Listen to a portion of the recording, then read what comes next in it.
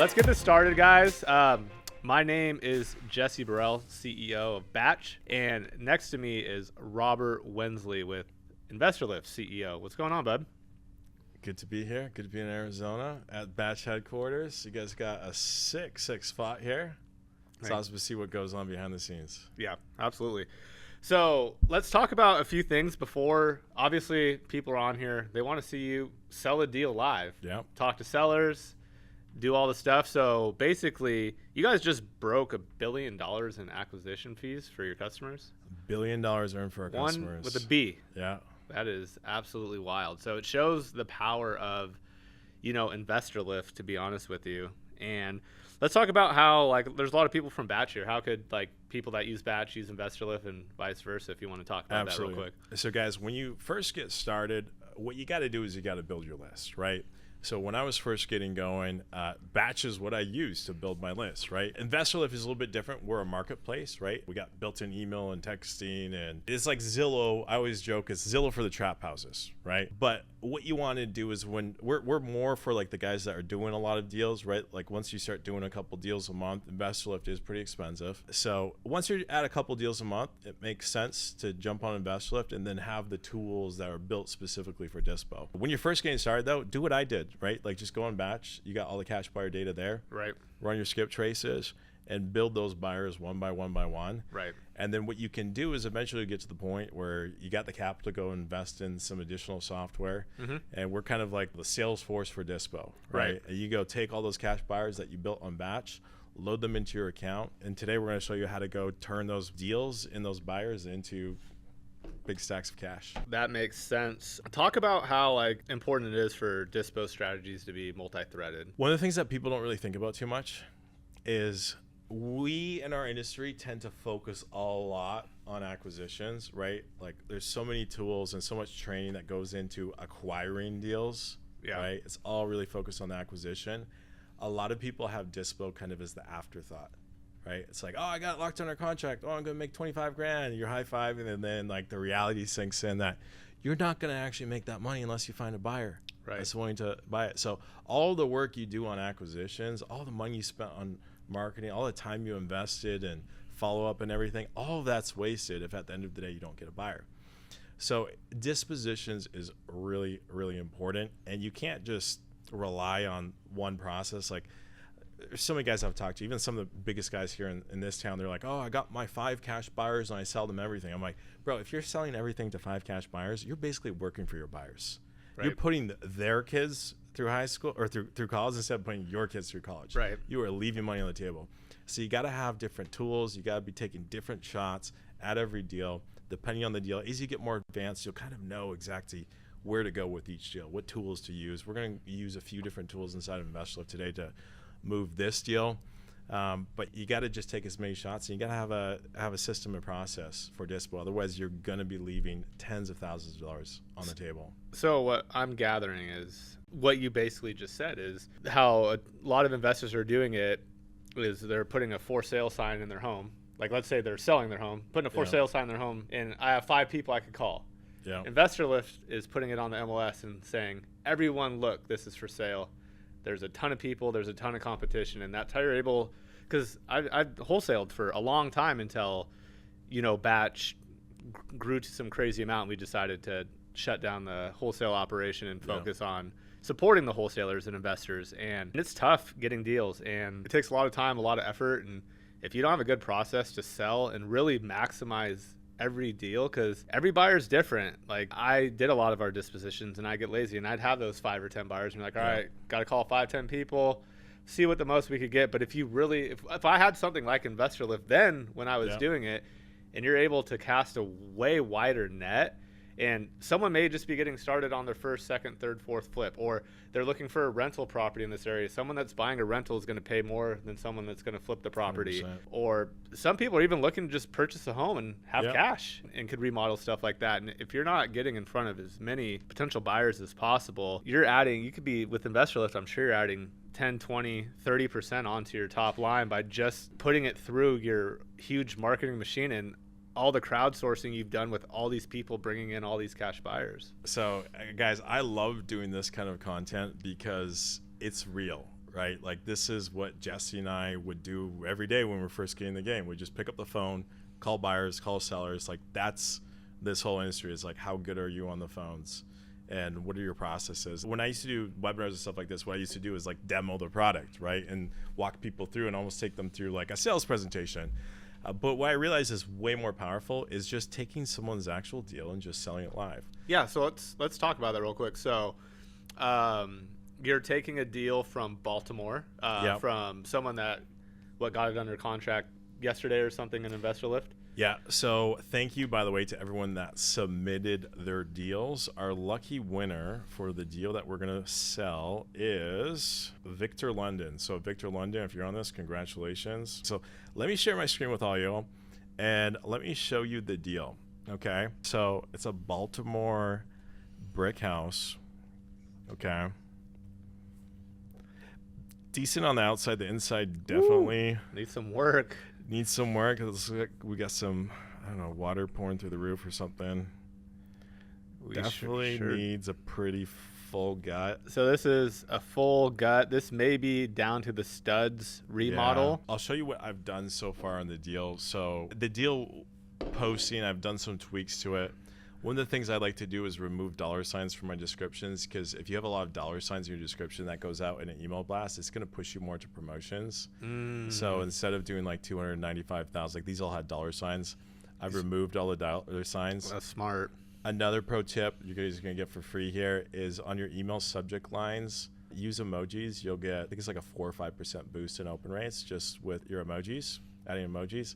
I know it sounds stupid, but it actually works. What I've also done here, so InvestorLift has built-in emailing and texting. Right before I headed over here, I did do some blasts. Okay, I didn't blast to all my buyers, but I blasted to some buyers. I sent out a couple emails and texts to my VIPs and also to my vetted buyers. I've saved some though. I actually, on the way over here, I started getting a bunch of inbound calls. Okay. So I think some of those are going to be buyers that are interested in this deal. So I'm going to start calling guys here. And now I have a whole bunch of missed calls. So what I'm going to do is I'm going to start calling some of these people back. I don't know if all these missed calls are from buyers, so I apologize if it's just random people, but I'm just going to see who these are. Hello? Hey, this is Robert Wensley from Investor calling, just returning a missed call from this number. I'm sorry. Who is this one more time? Robert Wensley from Investor. I think you might have reached out about a property that we have listed for sale in Baltimore. Yes, correct. I reached out. Let me see. It was Mondawmin Avenue. Is that still available? Yes, it is.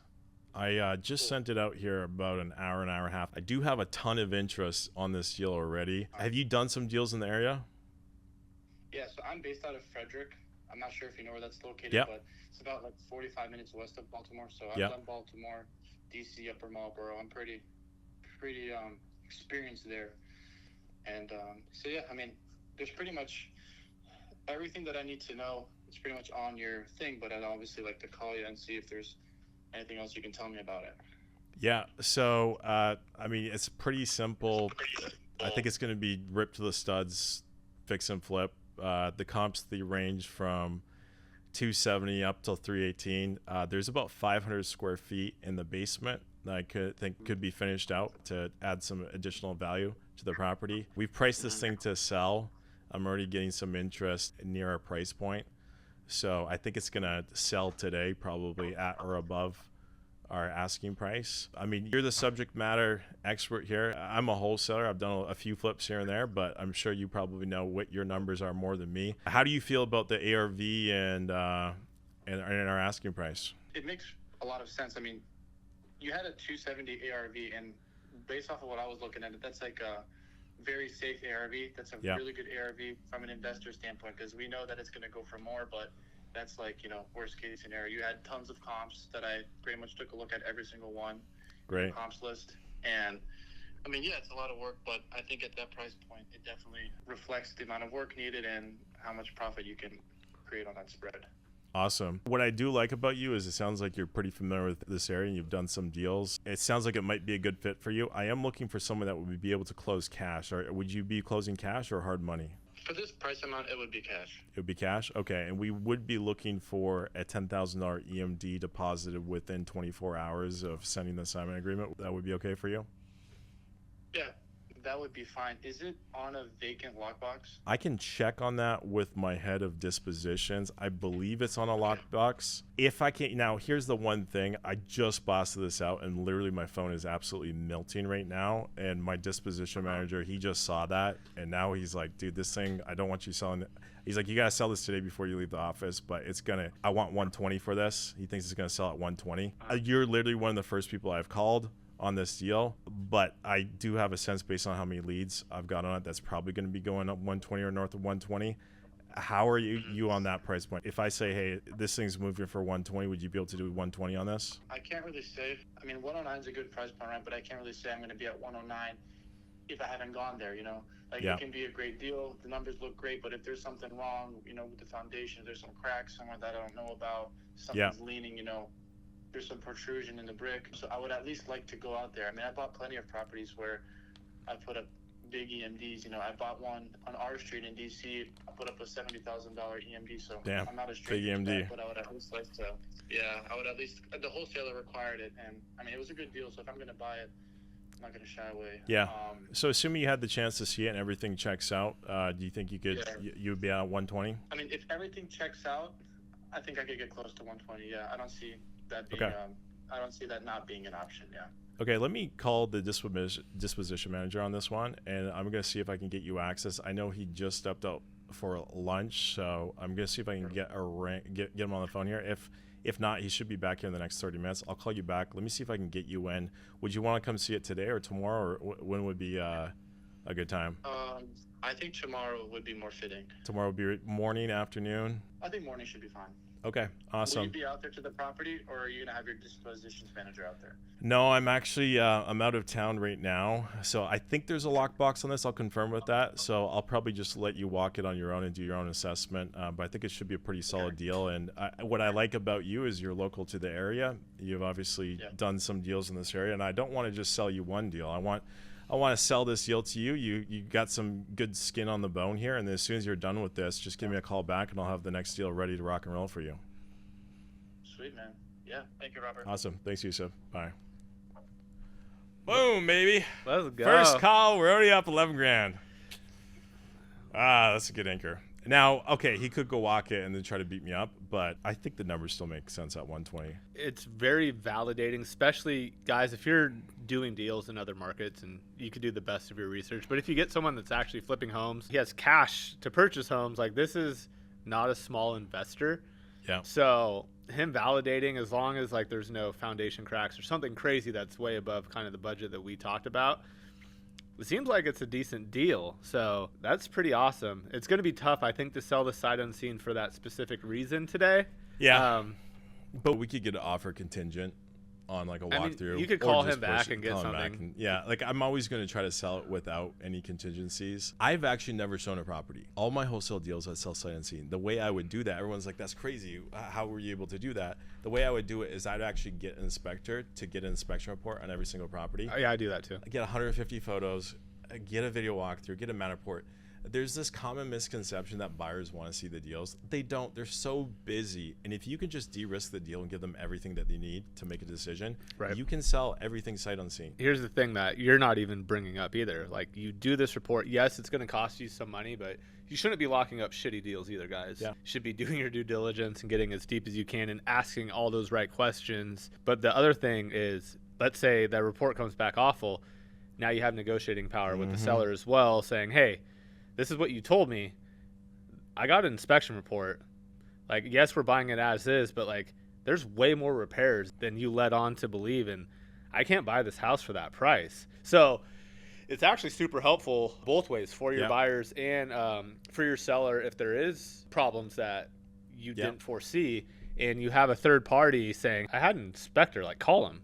Yeah. Like, it's not you saying, hey, the foundation sucks. Like, hey, someone's Third-party Yep. certified licensed inspector has gone out and verified that, hey, there's some additional work. What you don't want is you don't want your buyers finding that out after the fact, after you've already put the deal together and then the deal starts falling apart. So, like, always try to get all of that due diligence done. All the top teams, the guys that are doing $500,000, $1 million, $2 million a month, this is a standard SOP on all of them.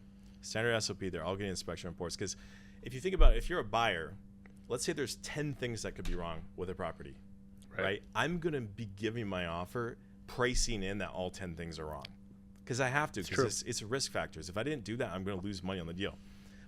Now, because like what the noobs will do is they're like, I don't want you to do an inspection report because everything's going to be screwed up. Yeah, the buyer's going to, these guys are professionals. They do this for a living. They know more about construction than any of us wholesalers do. So they're going to price that into their offer. Their offer is going to be lower. But now if you get an inspection report and you're like, hey, yeah, 6 of those things are completely screwed up and need to be fully redone. But you know what? 4 of them are actually okay. There's a new water heater. There's a new HVAC system and the roof was repaired last year. Then all of a sudden it's like, oh, cool. I don't need to budget for those things. And then they're able to then pass those dollars onto you as an actual wholesaler. All right. I think we should keep on calling buyers because we're already up $11,000 and I want to see if we can do even more.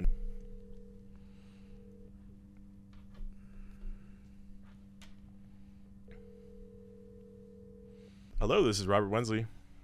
Hey, Robert, it's Ruben. How you doing? I'm doing good. Are you calling me about the property that we have listed in Baltimore, Maryland? Correct. Yep. Awesome. Have you done some deals before in the area? Yeah, I like DC mostly, and in Baltimore County. Yeah. Usually stay away from row houses, but I mean the spread on this one's pretty nice. Yeah, absolutely. How many flips have you done? Did about 10 last year. Wow. So I mean we're picking up. Yeah. Trying to pick up a lot more here in Baltimore and Maryland as well. Love it. This is it's priced to sell. I pushed it out here about an hour ago at 109. I got an offer on my first phone call at 120. I am trying to sell it here. I'm literally heading out of the office here literally in the next like 10 minutes. Okay. I was about to go send over the contract to this guy, but if you wanted to come in at 125, I could give it to you right now. Oh, what was the total square footage on this one? I see you have listed 1,200. We got 1,200 upstairs, and I just checked. We got another 500 in the basement. Okay. Yeah, I mean, I see you have a list at 109. You're asking 125, trying to get it done quick. You do 125, $10,000 EMD deposited in the next 24 hours. You got this. Mm-hmm. And can I see it before? I'm literally selling it here in the next 10 minutes. Okay. If you have 120, I'll just go with that. Since I'd rather walk the property, before putting down 10. Can you give me a call back in the next 5 to 10 minutes? Let me know if you want it. If not, I gotta go move on this other offer. Sure. Okay. Call me right back. Talk to your contractor real quick. Give me right back. 125. We'll get it done right now. I'll fire over the agreement. All right. Thank you, Robert. Beautiful. All right. Talk to you soon, brother. Hopefully we can do this one and do a lot more. All right. Let's make some money move. Yep. Bye. Bye. All right, 125. Let's see if it takes away. You know what I find too? Sometimes weird stuff like this, like, hey, I'm live right now in front of hundreds of people. Like, I need to sell this right now. Sometimes the weird truth actually is the best way to push urgency. So, all right, we got 125 there. maybe. I think potentially he'll do 125 with walking in the or with 120, walking in the morning. 120 for sure. Doing it, walking in the morning. I think either of those people are gonna want to walk it, but yeah. For you guys watching, Rob's doing a really, really good job of creating urgency. Using his unique situation today is like, I'm on a live. I'm selling this now. Like, make a decision. Yeah. So if you want to go live when you're selling your properties, maybe that could be a good way for you to, have your buyers be like, this is interesting. But no, I mean, I thought you're gonna get some more pushback. So whoever locked this up, it's an okay deal. It's not bad. What I'm going to do now is I'm going to call back the guy that has this under contract. Hopefully he answers his phone. Victor, if you're on this live right now watching this, pick up your goddamn phone. All right? Because I want to see, does this have a lockbox on it? Yeah, we need. And can we get a contract sent out? Guys, we've only done like 4 or 5 calls. Can you imagine if we called all these neighboring buyers? Like, look how many leads we have here. This is in Baltimore. Message for 443597855. Victor, I'm selling your deal live right now on YouTube in front of a few hundred people. And I'm up to 125, but these guys want to come see it. Question for you, is the property on a lockbox? And can we send out a contract condition on a walkthrough tomorrow? Pushing out with 10K EMD, closing cash. Let me know. I got one guy at 120. I got another guy at 125. I'm going to push it and see if I can sell it sight unseen. But these other two, I think to push them over, we're going to have to push it to tomorrow morning. But I'd love to just get something in writing today, stipulating price agreement contingent on a walkthrough tomorrow. All right. Give me a call back. Talk to you soon. All right. Victor is going to be very happy, hopefully. This is just a demonstration today. We'll get that guy through. We'll post an update when this goes on YouTube. We'll actually show like, hey, here's what actually happened and like the play-by-play. It could blow up on us tomorrow. The guy could walk it and he could be like, no, screw you, and then we have to go find a backup buyer. But you see how easy it is. Like we just did like 10 or so phone calls, and we got 3 different offers generated off of a dozen or so phone calls. Imagine if you actually spent an entire afternoon working a deal. Oh, I know. See how easy? Like our first phone call, we're pushing up $11,000. That's the power of investor lift. That's why it's actually insane to not have investor lift. If you're doing more than a deal a month, it's actually insane. You're literally robbing yourself of so much money that you could be making. And when you get that extra money, when you're making an extra $11,000, that funds your marketing. That pays for you to be able to buy stuff on batch and crank up your marketing and hire more cold callers and more texters and skip trace more data and do all that and just take your business to the next level. Yeah, I mean, that's really awesome. And I know you showed me hanging out a few times, but seeing this live and in person, I haven't seen it for a few years. And I'm just like, man, all the updates and all the cool stuff that you've done. I know that we help power your data, but you're the one that presents it to your customers, and you've done a bunch of cool stuff, and just how you're crowdsourcing people able to go find deals and go find verified buyers. Like this is all stuff that, man, I wish I had when I was doing this, because it's a game changer. And I know a lot of big players that are nationwide that use you. Everyone does. So like if you're doing more than 3 deals, guys, it's something worth really, really thinking about and investing in, because Rob's showing you the data, and like the more people you could talk to and the more buyers that actually want to buy deals that you're finding, you're just going to make more money, and you're going to help, yourself, and you're going to help, these people. Like you have to have margin for them as well. And, they're able to find deals too. So really, really good stuff. So if you guys want to see another one of these, drop a comment below. We could make this a regular thing. And hopefully we can get a lot of you guys locked and loaded on InvestLift and change your lives. Awesome. All right, everyone, we appreciate you coming on. And until next time, let's get some deals.